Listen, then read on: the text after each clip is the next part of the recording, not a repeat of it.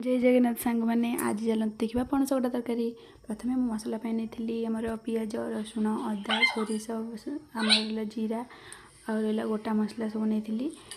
grinding करदेली pressure बसईली pressure तातीगला से पकईदी तेल पकईदी आमर जो चीनी चीनी टी नाली हाँपाई पकाती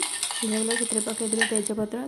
आमर फुटण तो नहीं आपने देखिले जमीक लवंग जीरा आमर पानमधुरी गोटा मसला पकईदे पिज पिज को भलसे भाजी सारापर से पकईदे आमर जोटा मसला जो ग्राइंडिंग करी से मसला पकईने भलसे भाजी ने भलसे जिते कषेबे से मैंने भल टेस्ट आसो भलसे कषे ने पकईदे आमर गुंड मसला जोटा कि धनिया गुंड जीरा गुंड लंका गुंड हलदी गुंड लुण आ रहा आमर कौन चिकेन मसला पकई सारापर आलू आमर जो पणस पकईने भल भाव कषे ने आलू पणस को कषि सारापर से पकईदे किसी कस्तूरी मेथी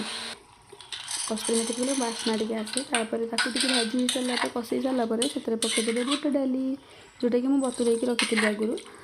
तापर से